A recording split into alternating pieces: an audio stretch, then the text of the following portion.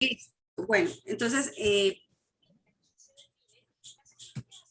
vamos a continuar entonces con uno de los uno de los aspectos del componente pedagógico, pues que yo sé que tenemos como ansiedad o afán o deseo por conocer las preguntas, pero creo que para poder llegar a responder las preguntas es necesario también que tengamos claros ciertos conceptos, o menos o, de lo que es este componente pedagógico. Y hoy, pues precisamente les quiero compartir sobre lo que son modelos y teorías del aprendizaje. Voy a Un modelo pedagógico establece los lineamientos sobre las bases de cómo se va a hacer el proceso educativo, cómo es que se va a enseñar. Ese modelo nos da como una estructura del aprendizaje y de cómo va a ser ese proceso de enseñanza, qué es lo que vamos a enseñar, cómo lo vamos a enseñar, pero todo eso tomados o agarrados o aferrados a los que son las teorías psicológicas del aprendizaje. O sea, no surgen porque sí. ¿En qué momento y cuándo debo enseñar cierto contenido? Porque es importante tener en cuenta las edades, cuáles son los contenidos, los niveles. Entonces, el modelo pedagógico son formas en que toda institución educativa estructura la enseñanza. Entonces, cuando ustedes lleguen a una institución educativa, lo primero que deben saber o conocer es cuál es el modelo pedagógico de la institución. Y es que muchas veces nos pasa en las instituciones educativas, y es que no tenemos claro el modelo pedagógico. Decimos que somos constructivistas, pero cuando vamos a la realidad del aula, no estamos aplicando los principios del constructivismo. Decimos que tenemos un modelo activo, pedagogía activa, pero cuando vamos al aula nos damos cuenta que no es así, porque puede ser que tengamos desconocimiento de las características de esos modelos, y al no tenerlos claros, pues ahí sí, como dice un dicho, cualquier bus nos sirve. Entonces, la idea de los modelos pedagógicos es que normatice el proceso educativo en un colegio, es decir, que desde el preescolar hasta 11 el profesor tenga claro cuál va a ser ese paso a paso que debe seguir en su clase, cuál va a ser ese procedimiento que va a utilizar en su clase para lograr que los estudiantes aprendan. Entonces, acá estrecha mucho o juega un papel importante en la definición del modelo pedagógico el rol del docente, del conocimiento y del estudiante. Cómo el docente le va a permitir al estudiante acceder al conocimiento a través de los recursos didácticos, a través de los estilos de aprendizaje, pero que el estudiante llegue a esa meta que tenemos en la educación, es que el estudiante aprenda. Eso es como a grandes rasgos de qué es lo que es un modelo pedagógico. Es una forma de estructurar básicamente a través de unos principios el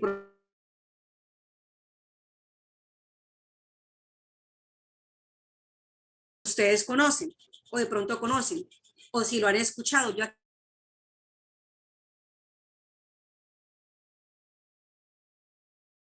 pues por lo menos tenemos a Anderson y él nos habla del control adaptativo del comportamiento, que es una teoría del aprendizaje. Tenemos a Ausubel, que nos habla del aprendizaje significativo, y fíjense que Ausubel es como el que da ese soporte pedagógico o ese colchón pedagógico en los lineamientos del área de ciencias naturales más que todo. Por eso es que estamos hablando mucho del aprendizaje significativo. Bandura nos habla de un modelo observacional. Bloom, lo que el profe nos decía la vez pasada, bueno, eso de la taxonomía de Bloom, de los objetivos, de cómo es que lo adaptamos a esto, nos habla precisamente de esa taxonomía de objetivos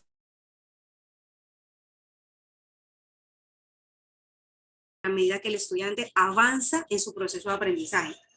Binet nos habla de los test de inteligencia, ¿cierto? Que cada uno tiene como un tipo de inteligencia, al igual que el que nos habla de las inteligencias múltiples. Brunner, por ejemplo, nos habla del aprendizaje por descubrimiento. Nos dice, bueno, al estudiante hay que proveerle, eh, facilitarle, pero no para decirle o darle el concepto como tal, sino que el estudiante llegue a esa conclusión de ese conocimiento. Muy importante este pedagogo, Edward Claparede, para los que están pensando postularse a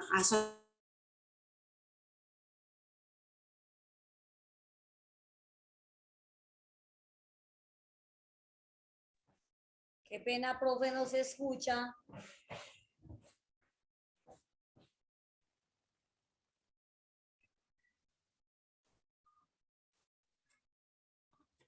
Profe, se te fue el audio. Subiría y Julián de Subiría, que ustedes lo han escuchado, que son nuestros pedagogos o nuestro pedagogo colombiano, nos habla de la pedagogía conceptual. Entonces, los que siguen a Miguel de Subiría en sus redes sociales o que no han escuchado, o aún en la Fundación Alberto Merani, que es en las que ellos trabajan, nos habla mucho de la pedagogía conceptual.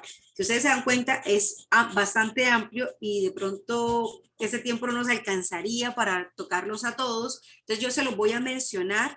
Les voy a compartir este material para que ustedes de pronto en un momento, en un rato, les echen una ojeadita a los que ustedes vean que de pronto son más populares o más conocidos para poder relacionarlos con el trabajo que vamos a estar realizando.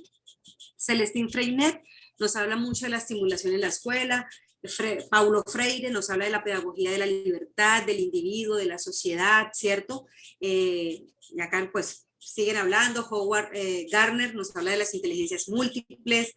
Daniel Goleman, perdón, nos habla de la teoría de la inteligencia emocional, y más ahorita que ustedes se están dando cuenta que después de este receso, esta pandemia, nosotros escuchamos noticias y nos asombra mucho esas noticias porque parece ser que los chicos en casa no están trabajando las emociones. Escuchar noticias de verdad que entristecen por bullying, por ejemplo, un caso de bullying es precisamente un tema emocional, un tema que de pronto no es al concepto, a lo cognitivo, a lo que muchos creerían que se dedica a la escuela del conocimiento, pero sí tiene que ver con la formación del ser humano. Keller y Sherman nos habla del sistema de instrucción personalizada, aquellos profesores por lo menos que utilizan, en el caso de tecnología informática, que utilizan guías donde los estudiantes a través de instrucciones paso a paso deben seguir un procedimiento, o en el caso de un experimento. Entonces, fíjense que aquí lo tenemos muy específico. Kuhn, que nos habla del esquema conceptual, el paradigma conceptual. María Montessori, que ha sido una de las pedagogas fundamentales, y en el caso de la educación preescolar y primaria, ha sido también ese pilar muy fuerte en educación, porque es ella precisamente la que nos habla de esa individualidad, de esa capacidad de los niños. Entonces, por ella es que en las instituciones educativas se les reconoce por lo menos que las mesas están a la altura de las niñas, que los materiales deben estar a disposición de los niños, y no por ahí alzado en estanterías. De pronto ustedes ven que en las casas, en algunas casas, algunos papás optan por que la cama del niño esté a ras del piso, y eso es precisamente para desarrollar independencia, que es lo que nos habla María Montessori, y de humanizar al individuo. Es un niño, no es un adulto. Entonces, el niño piensa como niño, actúa como niño, no como adulto, y es donde nosotros como docentes tenemos que ser tan conscientes que ellos son niños y no tratarlos como adultos. Creemos que son adultos en miniatura, y eso es un concepto totalmente erróneo. Joseph Novak nos habla de las teorías de los mapas conceptuales, y ese también es muy importante, profes, porque precisamente el elaborar un mapa conceptual nos ayuda mucho a jerarquizar. ¿Listo? Y Pavlov, pues que nos habla de la respuesta condicionada, y eso ya lo sabemos por el conductismo. Tenemos a Pestalozzi, que nos habla de que el niño descubre el conocimiento a través de la actividad. Si un niño no está activo, si un niño está sentado 4 horas solamente desarrollando una plana o un ejercicio, o 5 horas en el caso de primaria, o 6 horas sentado en el caso de los de bachillerato, no les va, realmente no va a tener ese proceso exitoso con el conocimiento. ¿Por qué? Porque necesita la actividad, necesita el hacer. Acá nos habla León Pestinger, que nos habla de la disonancia cognitiva. Piaget, que ustedes ya lo conocen, de la teoría de la psicología genética en el aprendizaje, que es que precisamente que nos dice que hay unos estadios, unas etapas que los profesores debemos conocer para poder responder a este proceso de aprendizaje de manera exitosa. Y así seguimos leyendo a Rousseau, que nos habla de educar al niño en la libertad. Skinner, por lo menos, que nos habla de la teoría del reforzamiento y del conductismo. Vygotsky, que nos habla del aprendizaje social. Watson, que nos habla del condicionamiento. Entonces, aquí tenemos como toda esa serie de teóricos desde la psicología, pero que apuntan precisamente a la educación. Son muchos, como yo les decía, por lo tanto, es hacerle como un resumen y presentarles un poco de qué es lo que se trata, porque todas esas teorías se ponen en juego en el momento del aula de clases, en el momento de una clase. Aquí están inmersas todas esas teorías que nosotros hemos ido aprendiendo en nuestra formación como docentes. Entonces, quería presentarles 3 teorías específicas y una de ellas es el cognitivismo. En el cognitivismo tenemos a los pedagogos Ausubel, Piaget, Brunner, perdón ahí el error en el nombre, y Gardner. Entonces, ¿qué nos dicen ellos?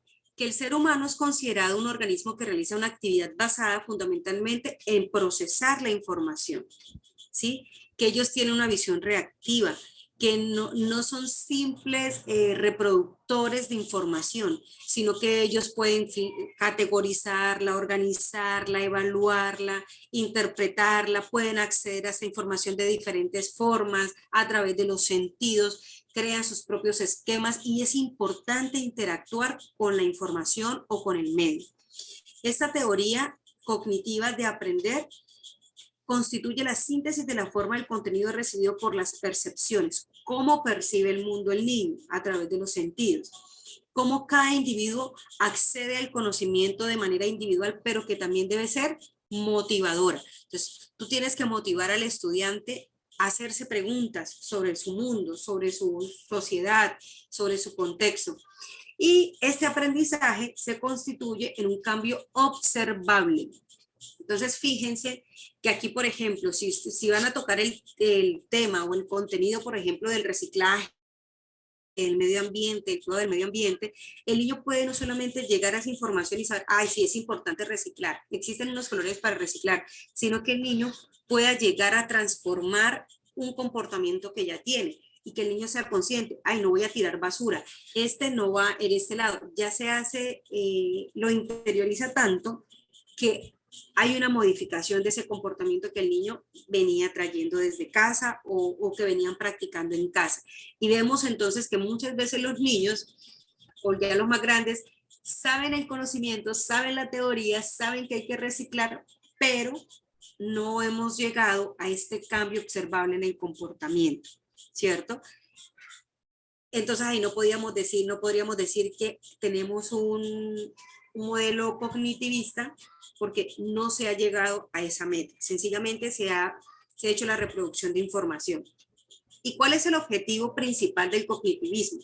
Que el estudiante logre un aprendizaje significativo, con sentido o con sentido, pues ustedes lo quieren pegar. Así que sea que les guste realmente lo que estén haciendo para desarrollar habilidades estratégicas, generales y específicas del aprendizaje. Como ya hablábamos, un día hablábamos de esas competencias transversales como la creatividad, como el liderazgo, como la toma de decisiones, como el trabajo en equipo. Esas son habilidades que necesitamos desarrollar en nuestros chicos. Cuando hablo de los chicos, no solamente estamos hablando de los pequeños, sino pues de todos los que hagan parte del sistema educativo, independientemente del grado de escolaridad. Otra teoría es el conductismo, que yo siempre les he dicho, no por el hecho de ser conductista, pues lo vamos a castigar y vamos a decir, es que no funciona.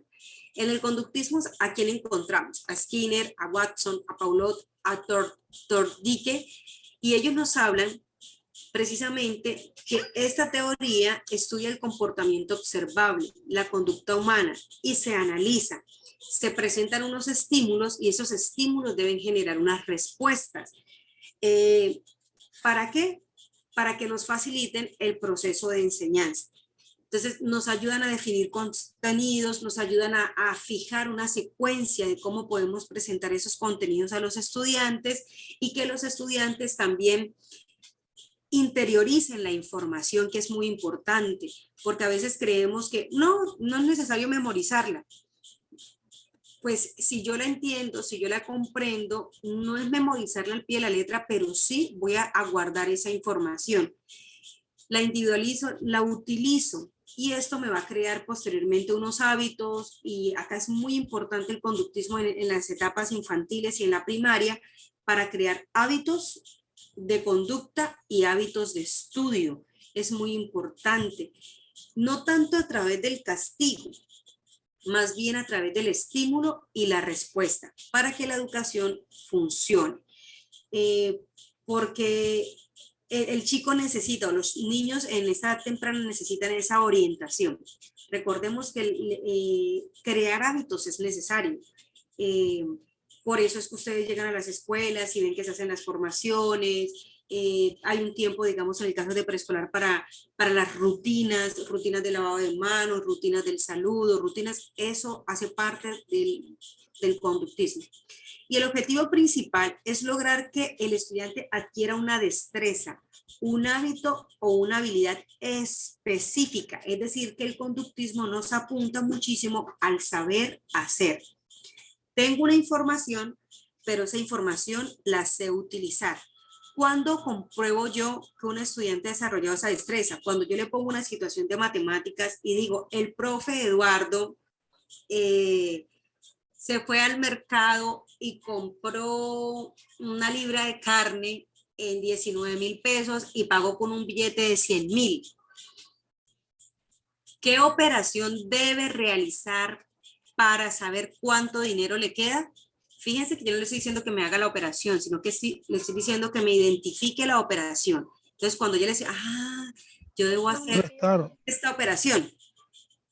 ¿O será que tengo que hacer una división? ¿Será que tengo que hacer una suma? No, no me sirve. Eso ya el estudiante empieza a interiorizarlo y eso es saber hacer, saber utilizar ese conocimiento que yo tengo para resolver una situación específica. Y eso es una destreza. Y eso se desarrolla a través de la ejercitación y los profes que son matemáticos saben que la ejercitación es importante desarrollarla en clase y en casa.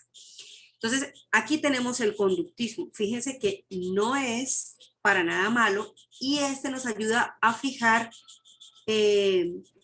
desempeños u objetivos o metas de aprendizaje funcionales, prácticos, objetivos muy operativos. ¿Cómo voy a realizar esto? Muy procedimentales.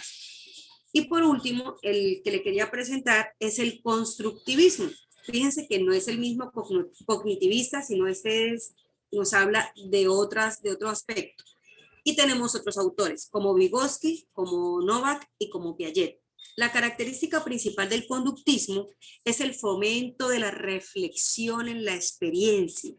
¿Cómo me sentí? ¿Qué aprendí? ¿Realmente fui capaz de hacerlo?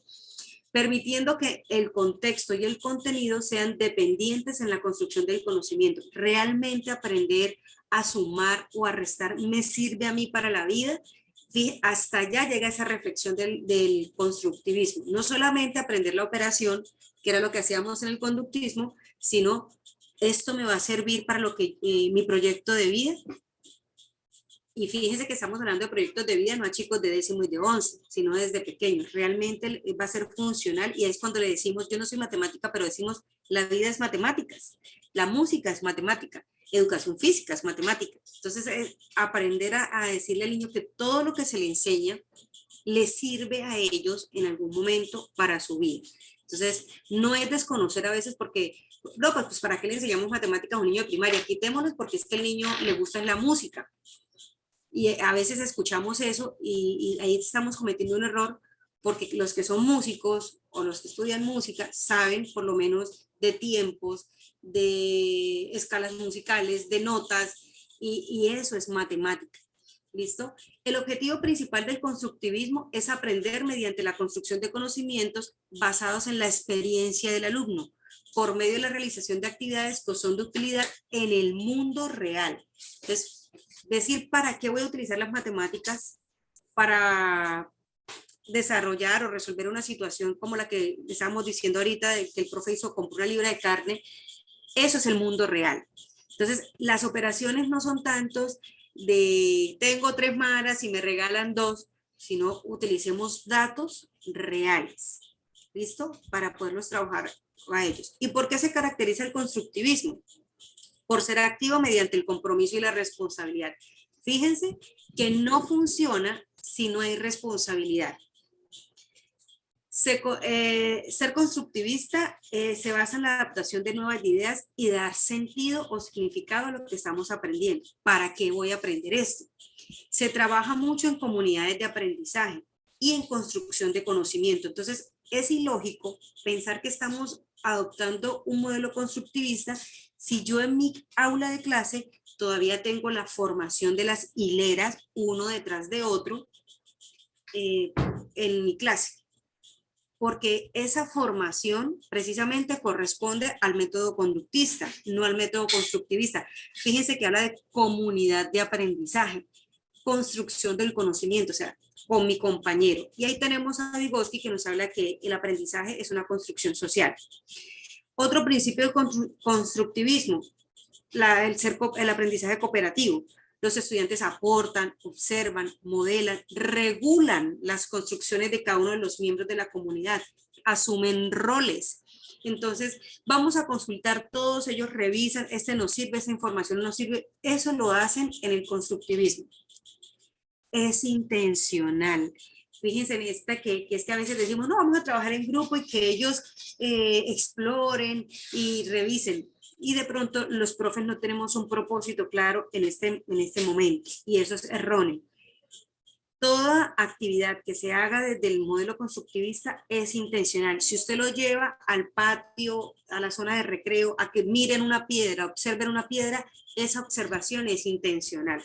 Si usted lo lleva a que miren cómo se comportan en el momento en la cafetería, eso es intencional. No es solo, o que usted les dicen, vamos a tener un tiempo de juego libre como profesor, eso es intencional. No es solamente como para que pase el tiempo el estudiante.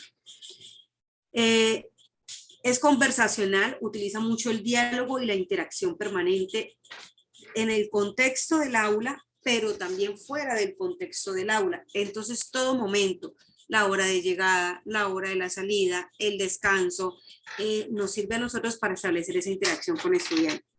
Es contextualizada, y aquí es muy importante, profes, aclarar que contexto, a veces decimos, no, pues yo cómo le voy a hablar de una escalera eléctrica a un muchacho que vive en la selva y que no conoce una escalera eléctrica.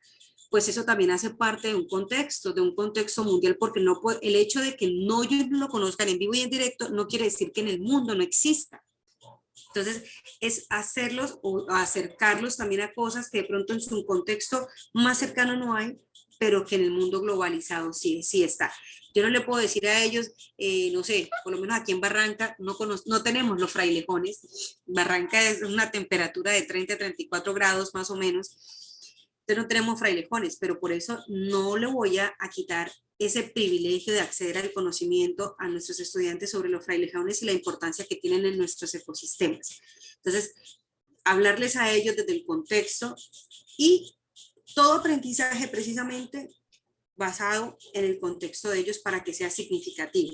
Habla mucho de la simulación, y precisamente pues este tipo de ejercicios nos sirve mucho para simular situaciones que podamos vivir en el aula.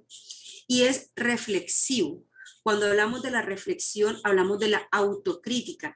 Yo casi siempre el constructivismo, el estudiante se evalúa, el estudiante dice yo qué aporté, yo qué hice,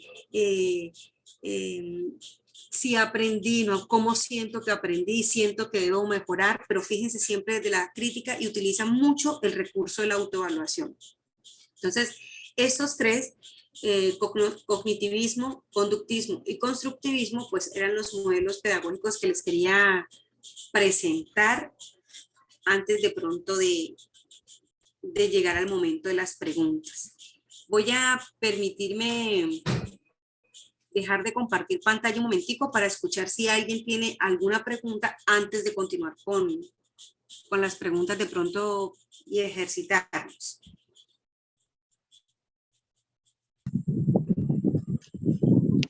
Profe, Profe Milce, señora. buenas noches. Mi Buenas pregunta, no tengo una pregunta, sino más bien recordarle que este material lo envié por WhatsApp. Ah, sí, señora, yo se lo comparto al profe Eduardo, y el profe Eduardo, pues como él tiene acceso a todos los grupos, entonces él les hace llegar el material. Profe Astrid. Muy bien, muchas gracias. Maestra, muy buenas noches.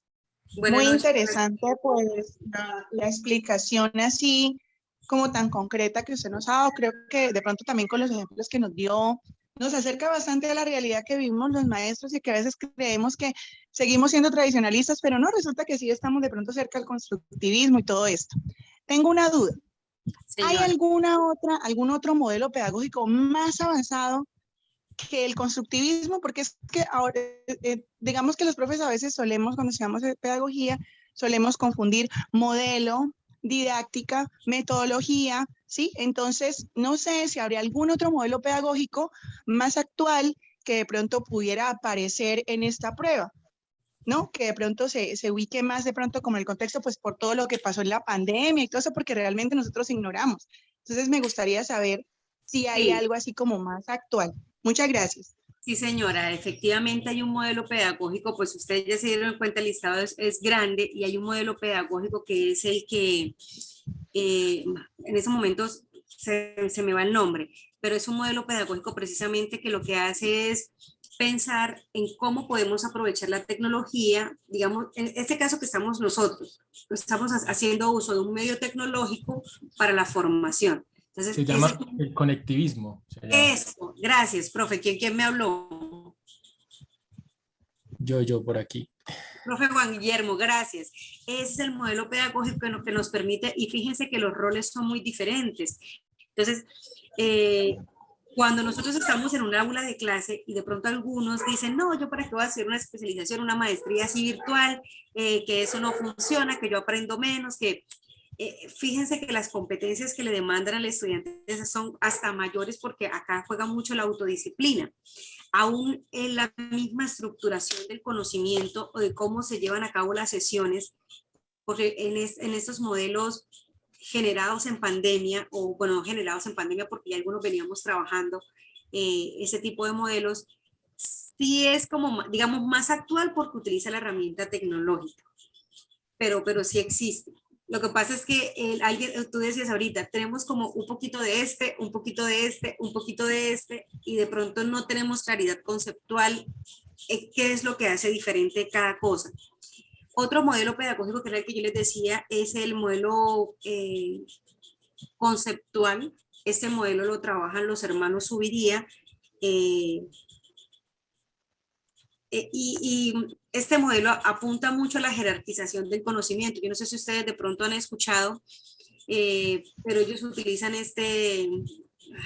Mentefactos. Eso, gracias, profe Mayerly, los mentefactos. Y a través de los mentefactos es que se hace todo el proceso de conceptualización, pero para tú llegar a construir un mentefacto hay unos procesos que ya debes estar entrenando en los chicos y entrenándote tú como docente para poder llegar a clasificar lo que es, lo que no es, a qué categoría general pertenece y cuáles serían esas características.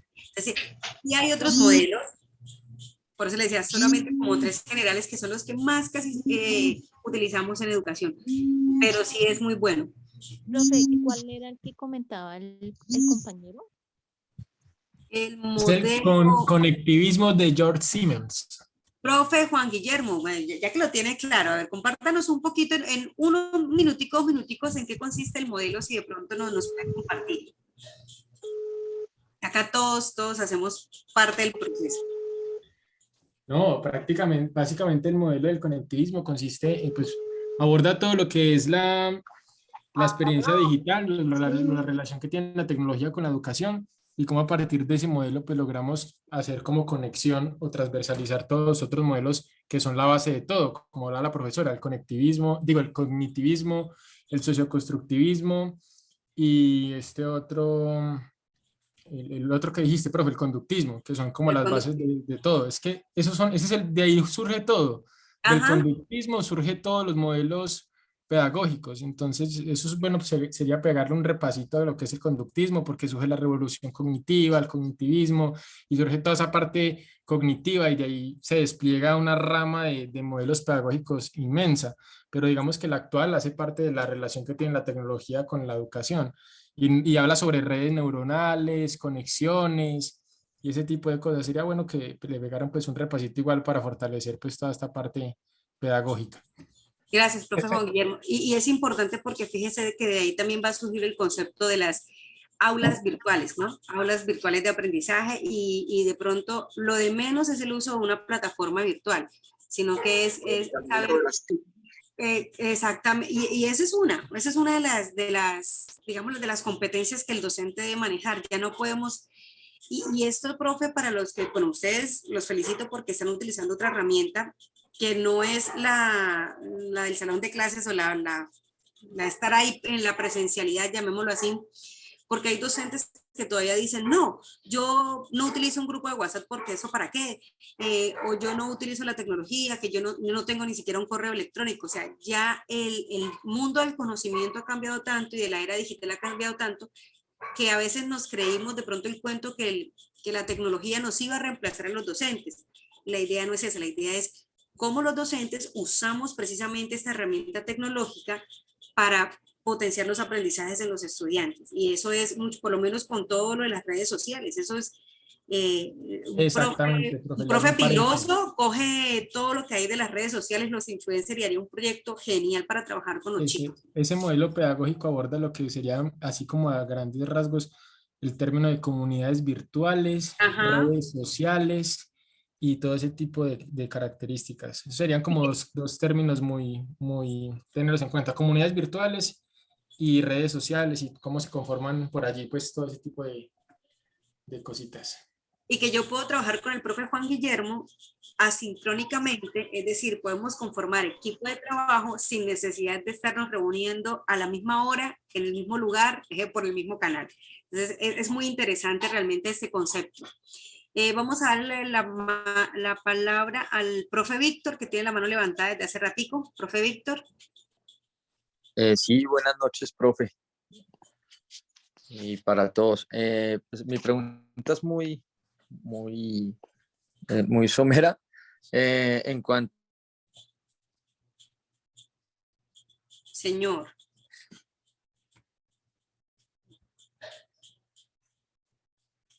Profe Víctor.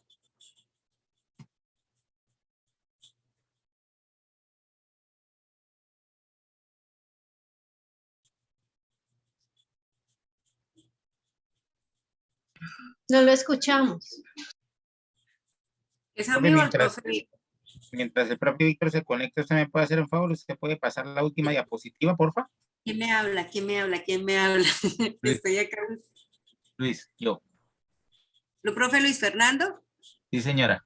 Listo, espérenme, entonces yo ahorita les comparto las diapositivas con el profe y para escucharlos, para poder avanzar entonces en las preguntas. Profe Y Silvio. la otra pregunta, ese último, el último modelo pedagógico que dijiste fue ¿qué? Perdón. El modelo pedagógico, espérate, es que ya... No, Conceptual. No, pero de qué estábamos hablando. Sí, el de tecnología. Se llama el conectivismo de Conectivismo, ok. Conectivismo, señor, de George Conectivismo. Siemens. George Siemens. Igual puede encontrar Escríbanlo por ahí charlas por ahorita. el chat. Bueno, Escríbanlo por el chat para que no se nos olvide el nombre.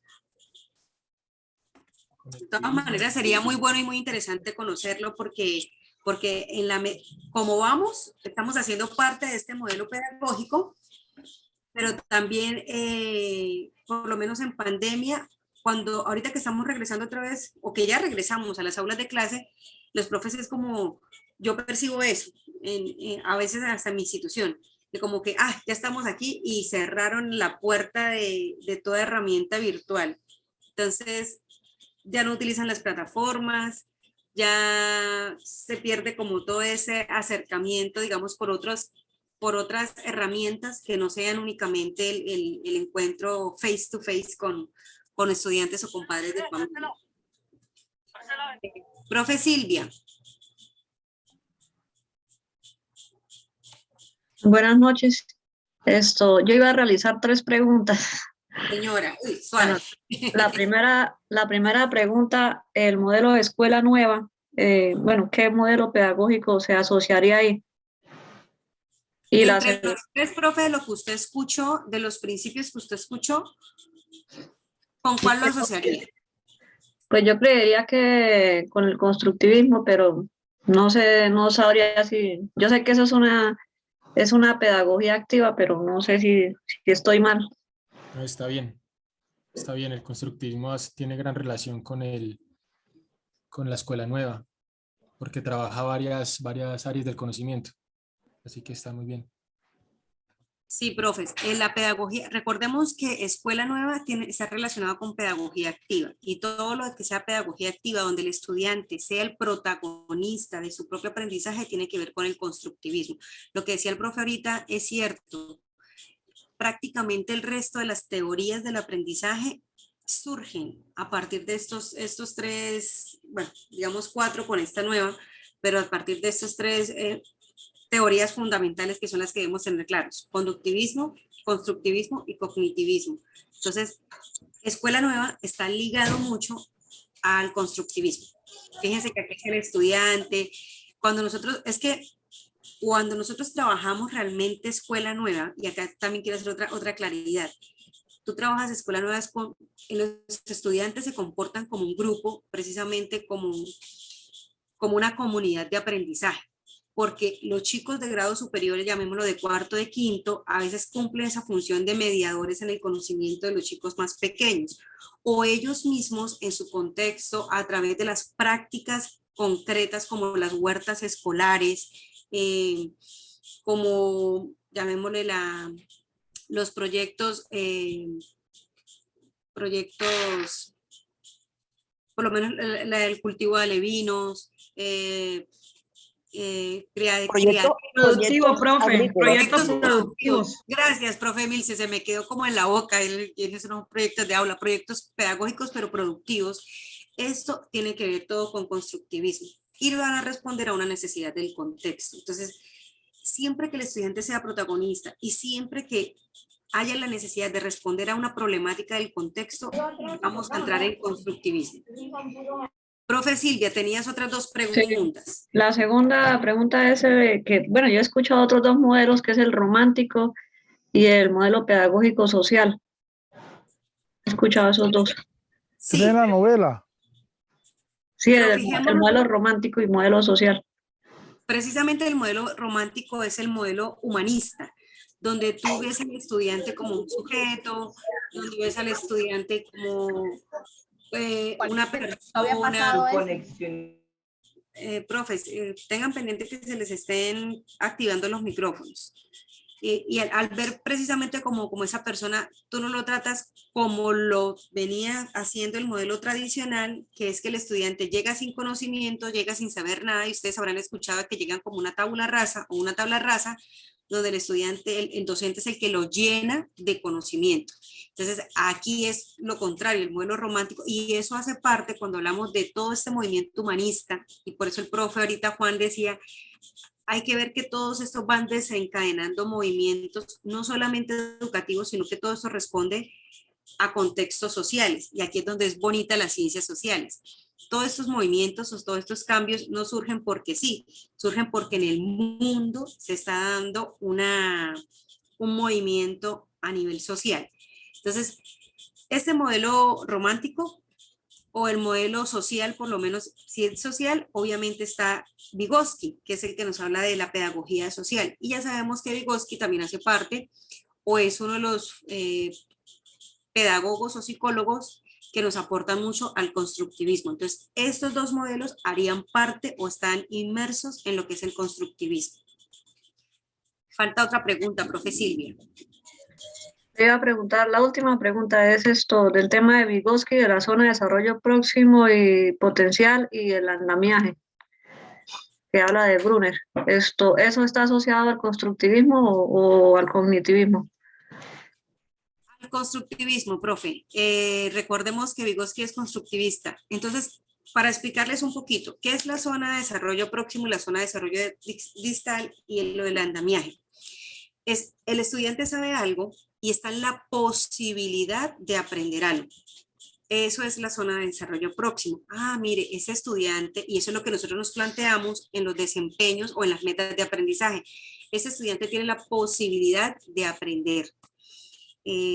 Por ejemplo, para el grado segundo, tiene la posibilidad de ir comprendiendo el concepto de la multiplicación, ¿sí?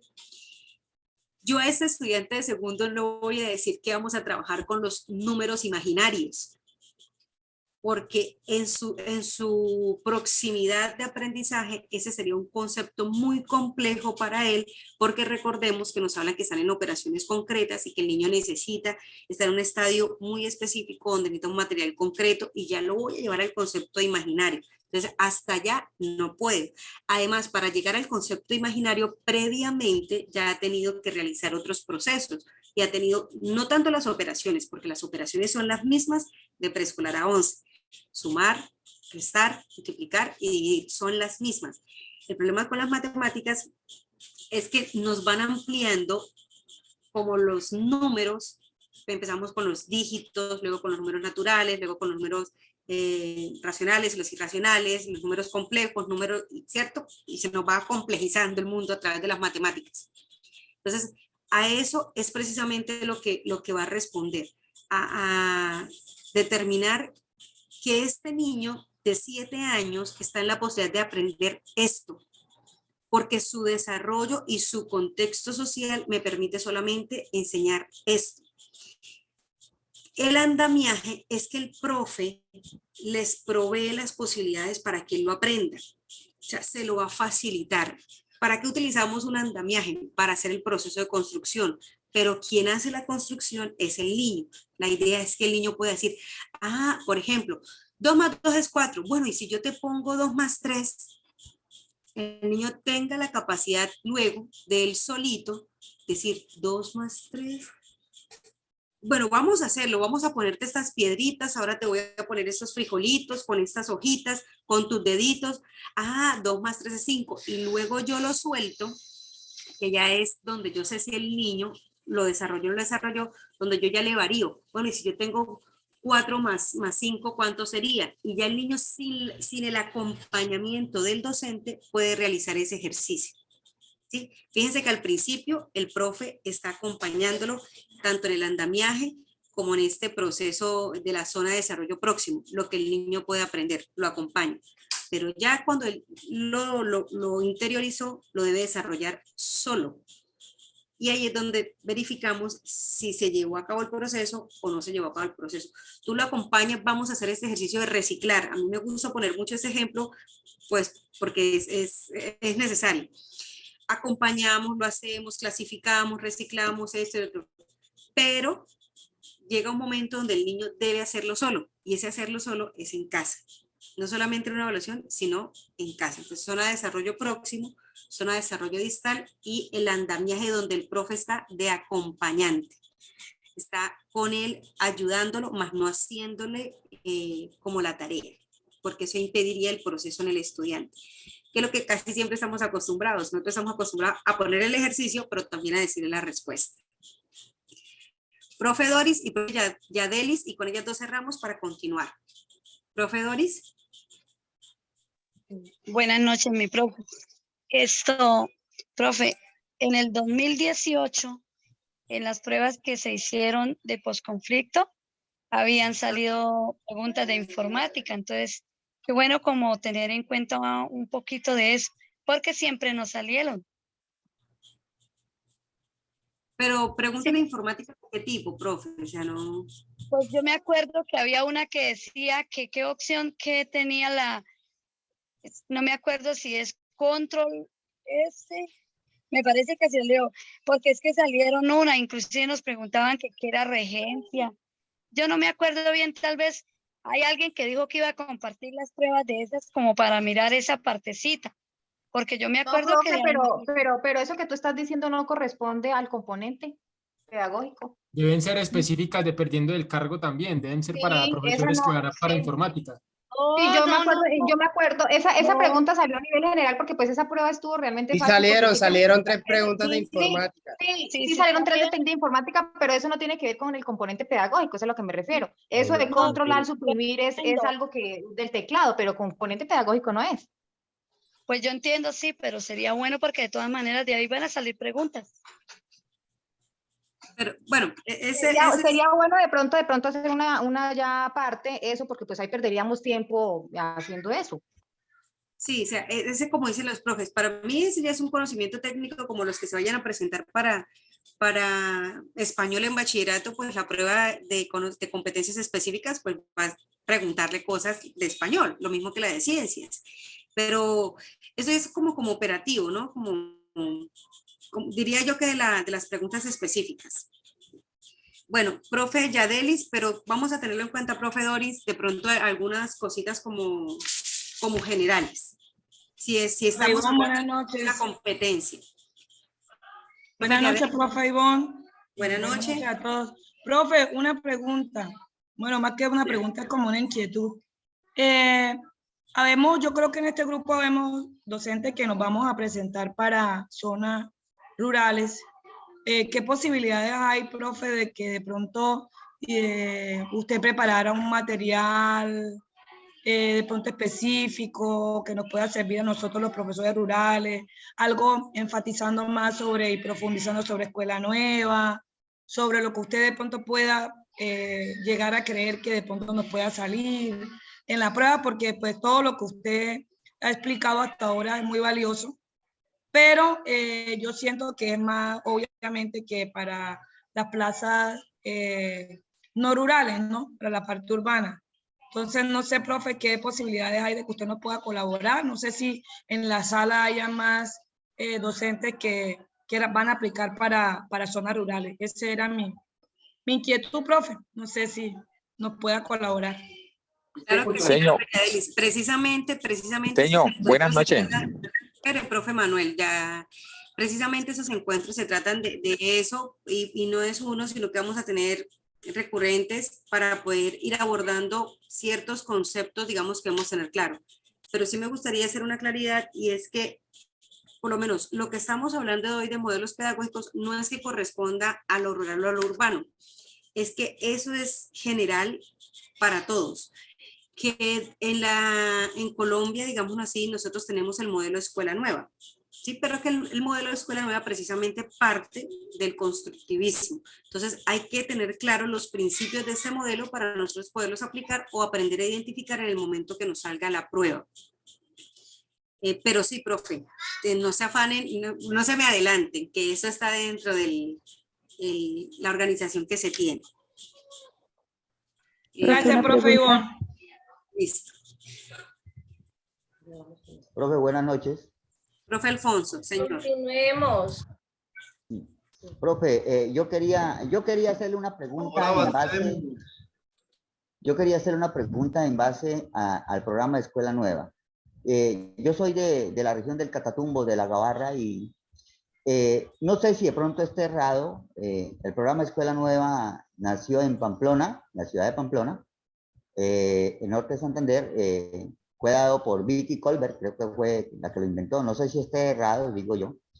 En los tiempos, en muchos años anteriores, yo más o menos llevo en el magisterio más o menos unos 25 años, y cuando ese programa se dio y nació, yo me acuerdo tanto que inclusive existían unos llamados rincones de sociales, rincones de naturales.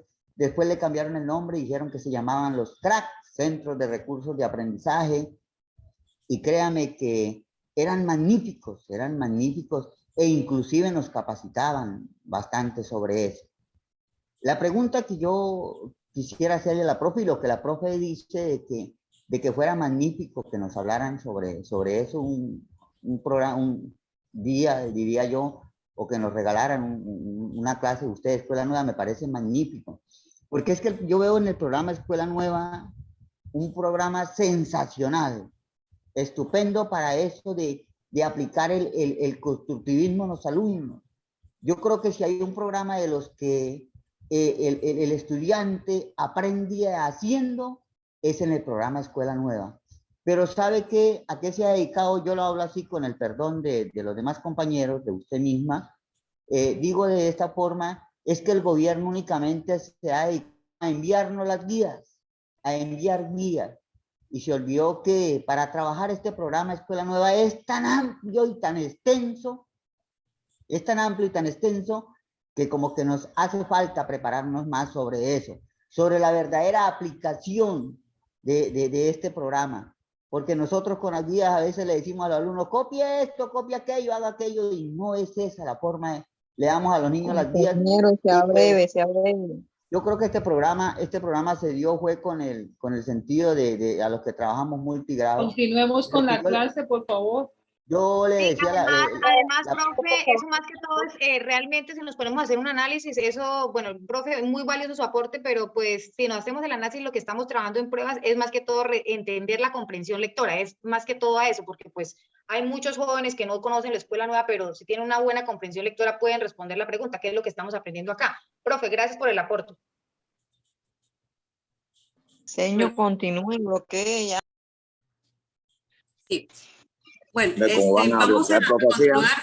Sería bueno Por si más favor, adelante. respetemos la palabra de los compañeros. Él nos escuchó, lo debemos de Estoy de escuchar acuerdo con también. eso, sí. Estoy de acuerdo con Sí, eso. señor, no tiene que interrumpir al profesor. Falta Hay de que respetar. respeto, eso es una grosería lo que acaban de hacer. Sí, por favor, Totalmente respete. de acuerdo. Totalmente de acuerdo. 20 años de Todos experiencia. tenemos derecho a opinar y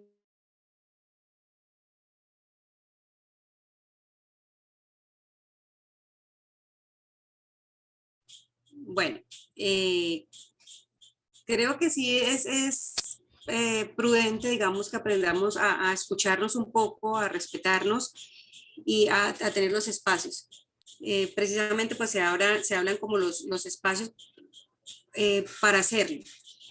Quiero cerrar con ese comentario que el profe estaba diciendo, el profe Alfonso. Profe, sí, es excelente Escuela Nueva. De hecho, Escuela Nueva no es un modelo únicamente para el área rural, es un modelo que fácilmente se puede implementar también en los contextos urbanos.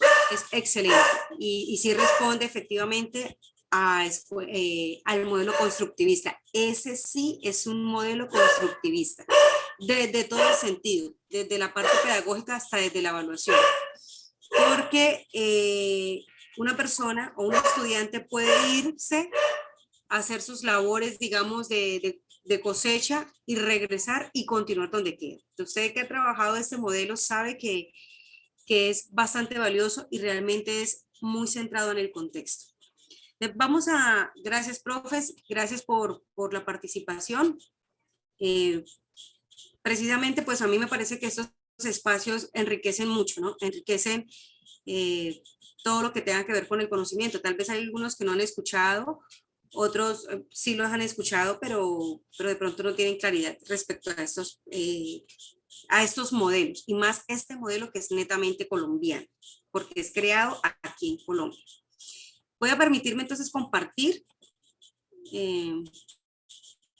Vamos entonces a las preguntas. Ya ustedes saben la dinámica de la pregunta, vamos a responderla, se les va a dar el tiempo para que ustedes por favor las lean, escojan o seleccionen una respuesta. Vamos a tratar de ser muy juiciosos con el tiempo, vamos a asignar un tiempo promedio de 2 minutos con 30 a cada pregunta para hacer ese proceso de reflexión. Entonces vamos a entrenarnos, a ejercitarnos. ¿Listo? La primera pregunta dice, en cierta institución educativa de nivel primaria, un grupo de profesores ejerce la docencia a través de clases magistrales. Un segundo grupo trabaja a través de talleres y un tercer grupo centra su actividad en el juego y un cuarto grupo desarrolla sus actividades con base en salidas pedagógicas. El director interesado en dar mayor coherencia pedagógica a la institución debería: A, unificar metodologías de trabajo entre los docentes; B, interrogar a los estudiantes y padres de familia sobre la satisfacción con el servicio recibido; C, definir el reglamento interno de la institución; o D, establecer una propuesta coherente con un modelo pedagógico seleccionado en consenso. Voy a darles la posibilidad de votar.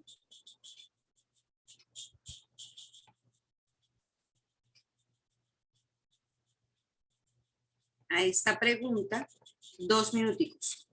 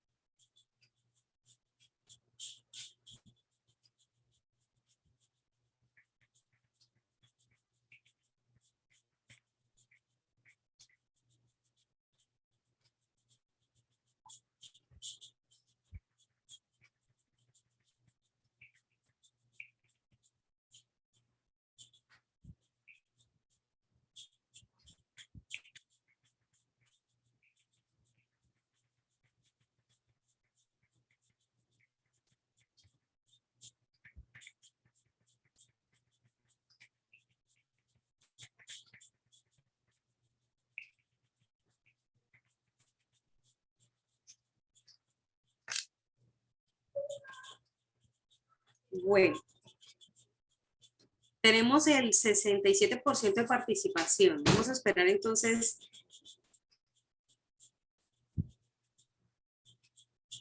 por lo menos que lleguemos un poquito más. Ya se está cumpliendo el tiempo, profes. Voy a estarlos esta vez presionando mucho con el tiempo porque eso es algo que nosotros debemos ejercitarnos mucho. Cuando ustedes tengan la posibilidad de poner un cronómetro, van a revisar cuánto tiempo se demoran en cada pregunta y en responder cada pregunta, porque eso hace parte también del ejercicio de la presentación de la prueba. O hacer un ejercicio de cronolectura, cuánto tiempo se demora leyendo un documento y realmente comprendiendo ese documento que están presentando. Eso es un ejercicio que les puede ayudar muchísimo.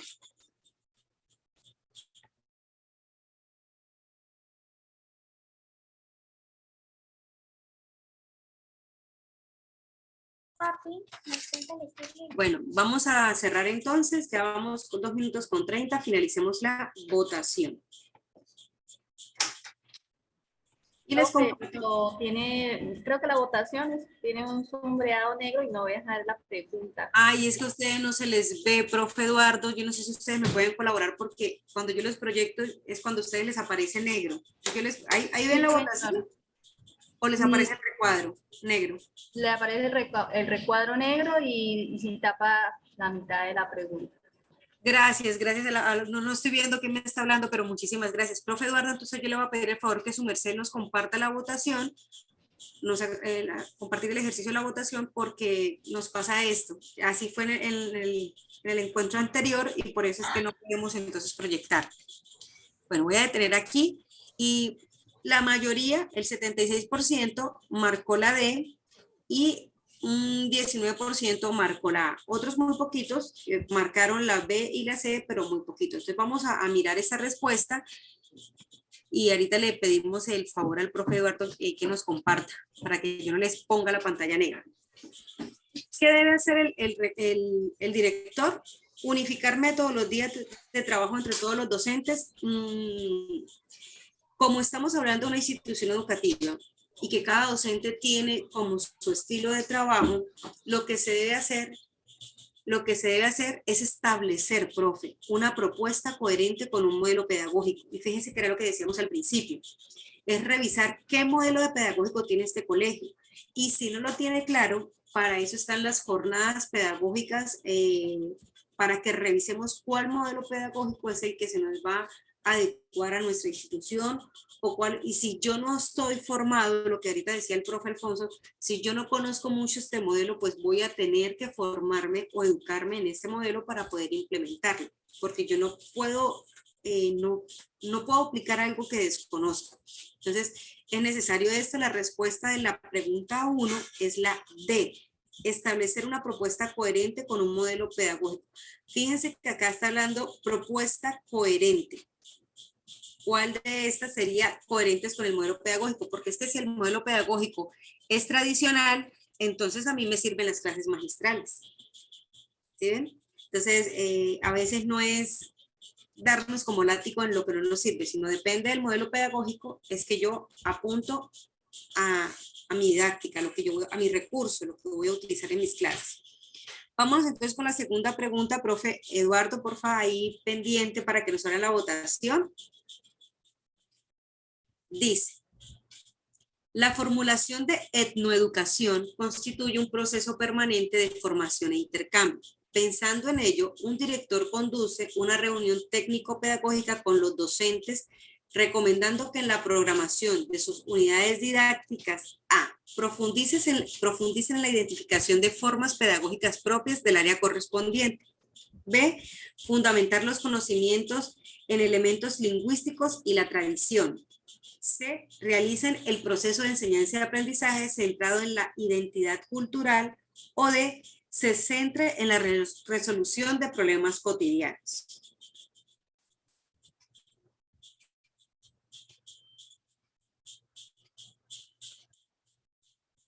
Profe Eduardo o Alba, por favor, nos comparten la votación para que acá no nos aparezca la pantalla negra.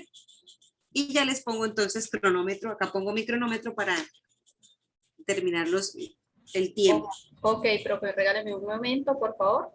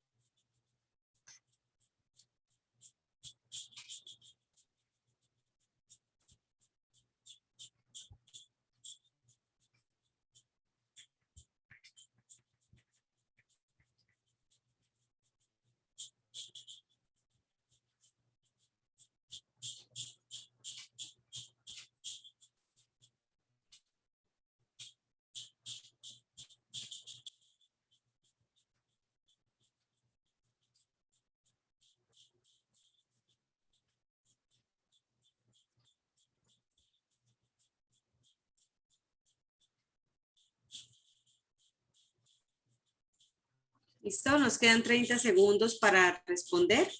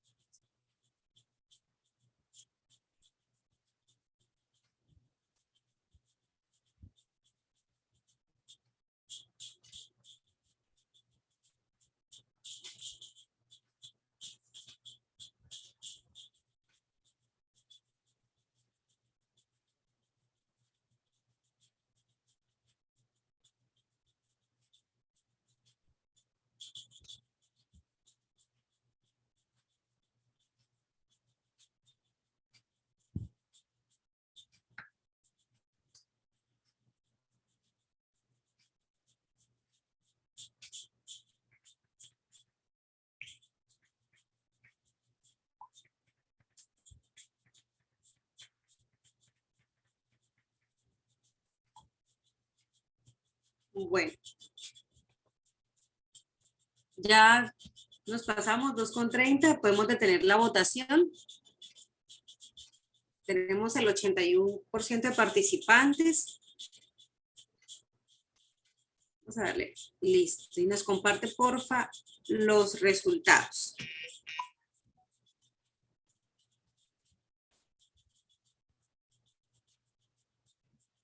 Bueno, acá hay que tener claro que cuando hablamos de etnoeducación en nuestro país, hablamos no solamente de los afrodescendientes, ¿no? Porque es que creemos que es solamente para el grupo de los afrodescendientes, o hablamos de etnoeducación únicamente para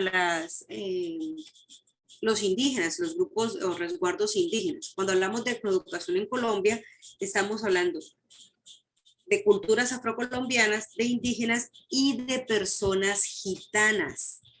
Fíjense que también acá tenemos gitanos, entonces, que no están arraigados, digamos, como un territorio como tal, pero sí a unas prácticas. Entonces, si se les pide a unos docentes que programen sus unidades didácticas, es decir, el desarrollo de sus clases, teniendo en cuenta que es para este tipo de población, lo que se debe hacer es que realicen el proceso de enseñanza y aprendizaje centrados en la identidad cultural de ellos. Centrados, no único, bueno, en identificación pedagógica del área, no tanto, precisamente porque la educación o lo que le ofrece el docente debe corresponder precisamente a esta identidad cultural que se tiene. Yo creería que en su mayoría lo que alcanzé a percibir en las respuestas es que apuntamos a la respuesta C, porque el proceso, cuando hablamos de etnoeducación, debe estar centrado en identidad cultural, en que no pierda sus costumbres, sus raíces, sus prácticas, que se respete la diversidad y la práctica cultural, la interculturalidad, la multiculturalidad dentro de estas poblaciones, ¿cierto? De respuesta de la segunda, la C. Vámonos entonces con la tercera pregunta. Para mejorar los aprendizajes y el desempeño docente, el director se propone en su plan de mejora que los padres de familia participen de forma activa en la evaluación del proceso de enseñanza y aprendizaje. Para ello, escoge una de las siguientes alternativas. Coordinación mensual, informando de forma clara los avances y retrocesos alcanzados en la evaluación. B, invitación a que participen en el proceso de evaluación del desempeño del docente a través de monitoreo pedagógico, acompañamiento y acciones de supervisión educativa. C, coordinar capacitaciones en gestión pedagógica y estrategias de mejora del desempeño docente. O D, incorporar a las reuniones técnico-pedagógicas y al resto de las actividades del plan anual de trabajo.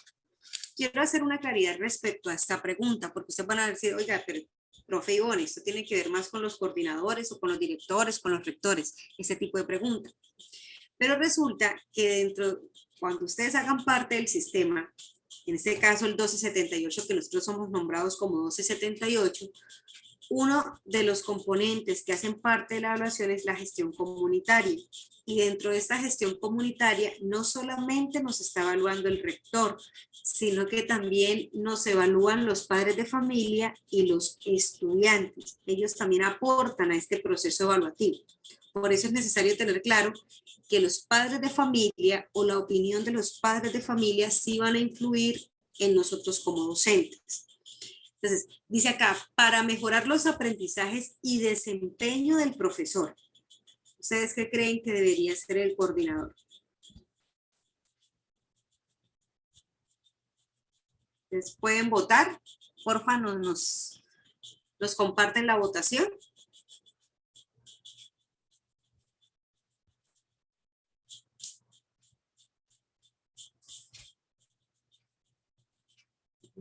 Dos minuticos para revisar.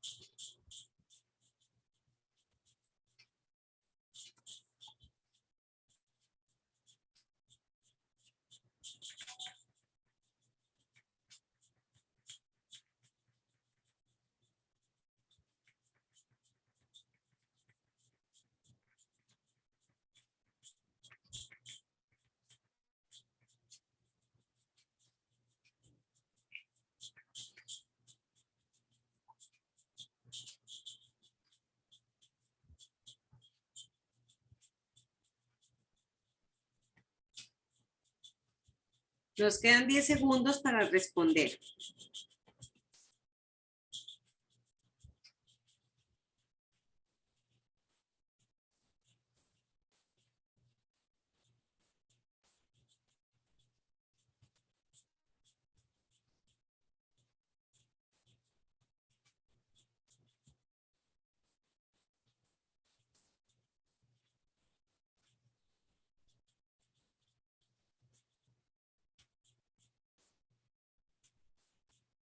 Vamos a cerrar esa votación en 5, 4, 3, 2, 1 y finalizamos la votación.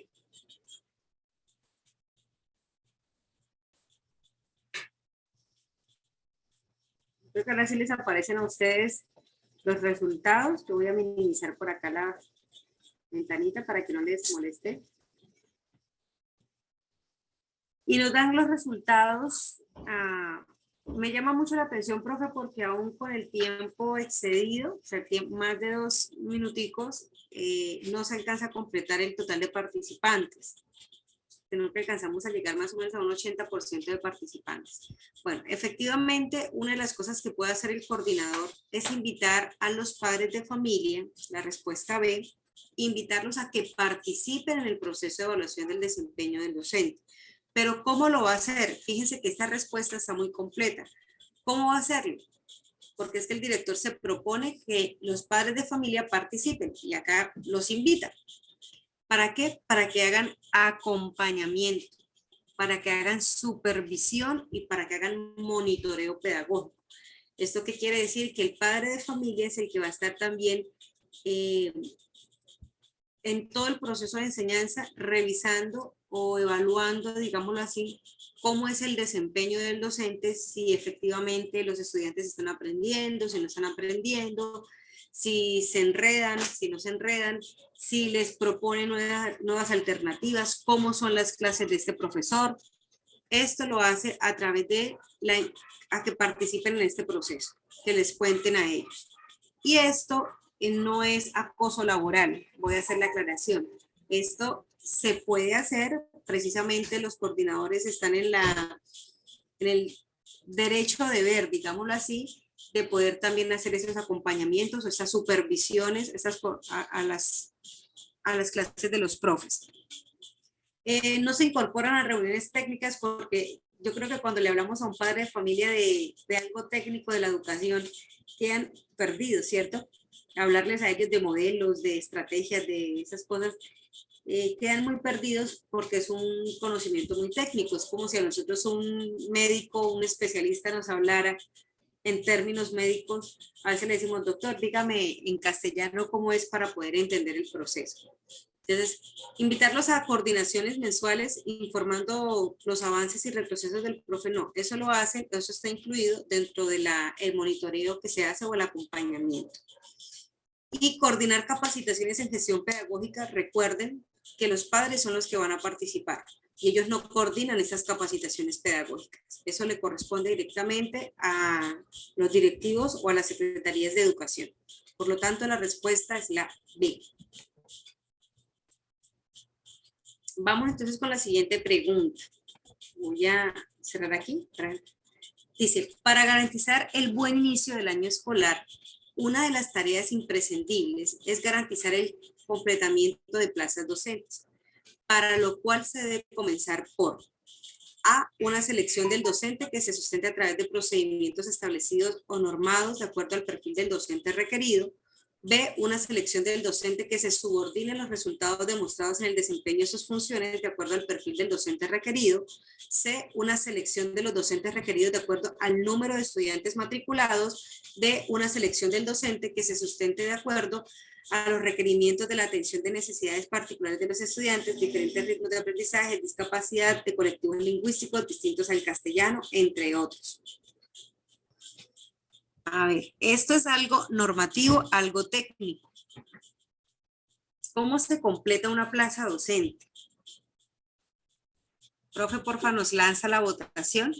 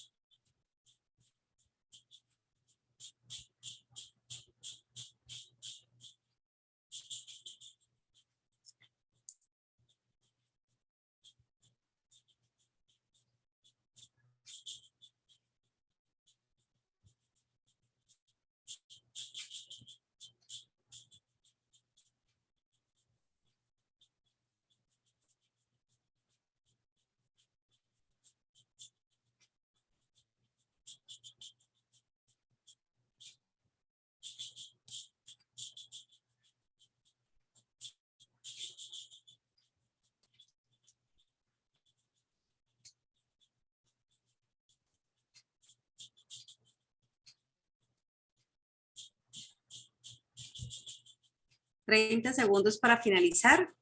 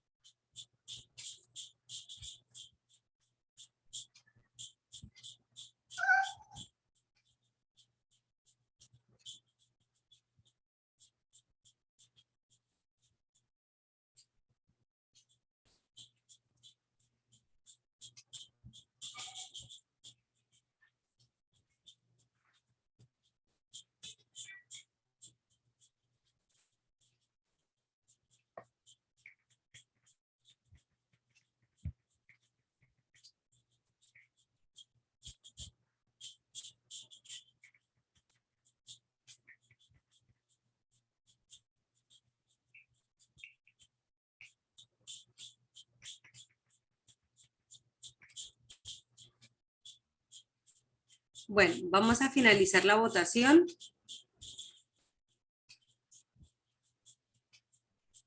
Ya nos excedimos un poquito más de tiempo en esta. Y llegamos al 80%. Yo creo que el 80% es el que está participando.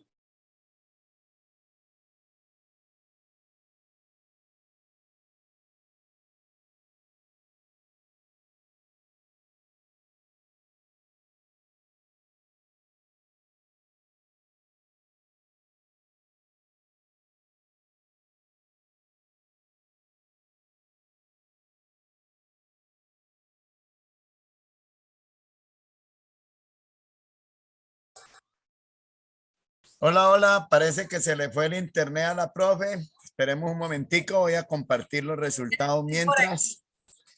Ya estoy por aquí, ¿me escuchan? Ah, bueno, listo, ya le escuchamos, sí. Listo. Vale, voy a compartir los resultados otra vez. ¿Listo?